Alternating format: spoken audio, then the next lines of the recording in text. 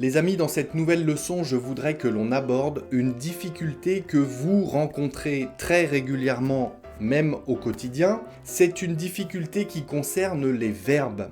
Pourquoi ? Parce que les verbes, à l'infinitif, si on rajoute cette forme sans devant le verbe, ça change complètement la signification de ce même verbe. Sans, c'est une forme contractée de ce, pronom personnel réfléchi, de la forme pronominale des verbes, ok ? Et le en, c'est le pronom personnel complément. Si on ajoute les deux, qu'on les contracte, ça donne sans. Vous l'avez très certainement déjà rencontré, et vous savez que si on rajoute sans plus un verbe à l'infinitif, eh bien ça va totalement modifier le sens de ce même verbe à l'infinitif. Je vais vous montrer aujourd'hui 6 exemples de verbes très courants dont le sens va être totalement modifié si vous utilisez la forme sans. N'oubliez pas, si vous en avez besoin, d'activer les sous-titres. Tout simplement, ils sont corrigés, je les ai modifiés, donc profitez-en si vous avez besoin de me lire tout en m'écoutant. C'est très efficace. Le premier exemple, c'est avec le verbe faire. Nous allons faire de notre mieux. Il ne faut pas t'en faire. Nous allons faire de notre mieux. Une situation difficile se présente et vous dites à votre ami, nous allons faire de notre mieux.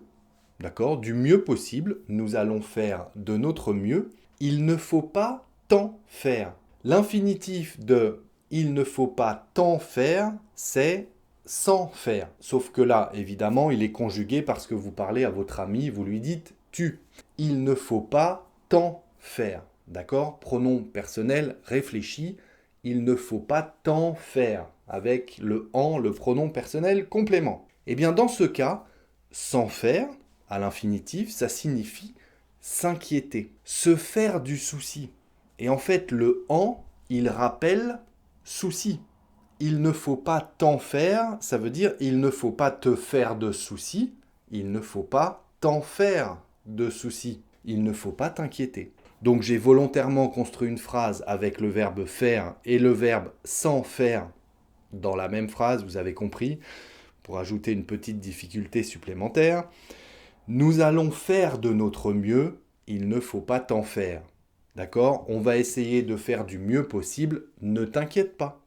Nous allons faire de notre mieux, il ne faut pas t'en faire. Ok ? J'attends un premier exemple dans les commentaires, évidemment. Deuxième exemple, avec le verbe vouloir. Le verbe vouloir que vous connaissez en principe. Eh bien, vous l'aurez compris, si on rajoute sans devant, sans vouloir, ça veut dire complètement autre chose. Mon exemple, vous avez voulu faire de votre mieux, donc on reprend l'exemple d'avant, et puis ce sont d'autres amis qui les ont regardés faire. Nous allons faire de notre mieux, il ne faut pas t'en faire, vous disiez à votre ami. Il y a d'autres amis qui regardaient et qui disent après, vous avez voulu faire de votre mieux, il ne faut pas vous en vouloir. Il ne faut pas vous en vouloir. Infinitif, sans vouloir. Il ne faut pas vous en vouloir. On a conjugué cette forme contractée sans vouloir, et ça donne, avec le pronom personnel réfléchi, vous, il ne faut pas vous en vouloir. Et sans vouloir, ça veut dire se reprocher à soi-même. Il ne faut pas vous accabler de culpabilité, il ne faut pas s'en vouloir, ça veut dire ne vous en voulez pas à vous-même, ne vous reprochez pas toute cette responsabilité sur vous-même, ok ? En quelque sorte, c'est ça que ça veut dire. Sans vouloir, ça veut dire se reprocher à soi-même. Endosser toute la responsabilité de quelque chose. Vous avez voulu faire de votre mieux, c'est pas grave. Vous n'avez pas réussi, il ne faut pas vous en vouloir. Et sans vouloir, dans ce cas, ça veut dire endosser la responsabilité, se reprocher à soi-même. Un troisième exemple avec le verbe tenir. Le verbe tenir, on rajoute la forme sans tenir à. On va rajouter la préposition à ensuite. Sinon, ce serait trop facile. Il faut tenir le coup, les amis. On imagine une équipe de football, par exemple. À la mi-temps, à la moitié du match, c'est un match vraiment difficile. Bon, le résultat leur convient, d'accord ? Ça fait 1 partout, d'accord, 1-1, bon, ils veulent bien conserver ce résultat, ça les arrange au niveau du classement, etc. Le capitaine dit à ses coéquipiers à la mi-temps, à la moitié du match, il faut tenir le coup, les amis. Tenir le coup, ça veut dire résister. Il faut résister. Il faut tenir le coup, les amis. Nous devons nous en tenir à ce résultat. Pronom personnel réfléchi, nous en tenir à ce résultat. Il faut tenir le coup, les amis. Nous devons nous en tenir à ce résultat. Et dans ce cas, ça veut dire nous devons nous en contenter.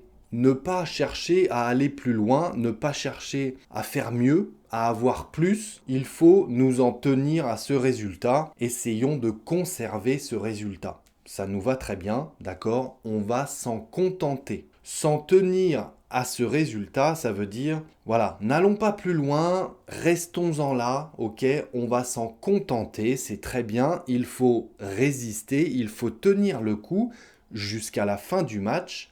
Il faut s'en tenir à ce résultat pour qu'à la fin du match, il y ait le même résultat qu'à la mi-temps. Quatrième exemple avec le verbe aller. Le verbe aller. Si on rajoute s'en aller, ça ne veut pas dire la même chose. Il y a une certaine nuance. Ok ? Si je dis je dois aller faire les courses avant de rentrer à la maison, je m'en vais, d'accord ? Parce que je dois aller faire les courses. Donc, je m'en vais, je pars pour l'instant, mais je te rappelle demain. S'en aller, ça veut dire partir d'un endroit où vous étiez, chez quelqu'un, chez un ami, d'accord ? Et en partir, s'en aller. Ok ? Je m'en vais, je pars. Alors que aller, tout simplement, c'est vous êtes quelque part et puis vous allez à un autre endroit. Vous ne repartez pas forcément de là où vous étiez. Peu importe où vous êtes, vous allez par exemple faire les courses. Je dois aller faire les courses, donc je m'en vais. On était en train de boire un verre ensemble chez un ami ou dans un bar. Je m'en vais, je pars, je dois partir. C'est ça que ça veut dire, s'en aller. Je dois partir parce que je vais aller faire les courses. Différence entre je dois aller et je m'en vais. Ça veut dire partir. Cinquième exemple avec le verbe revenir. Le verbe revenir, si on ajoute la formule négative ne pas en revenir, ça change complètement le sens. Exemple. Les voisins sont déjà revenus de leurs vacances ? J'en reviens pas. Je n'en reviens pas, mais j'ai mangé le ne de la négation comme très souvent en français parlé, à l'oral. Les voisins sont déjà revenus de leurs vacances ? J'en reviens pas. Donc, les voisins, ils sont déjà revenus, ils étaient partis en vacances. Ils sont déjà revenus, ils sont déjà rentrés chez eux.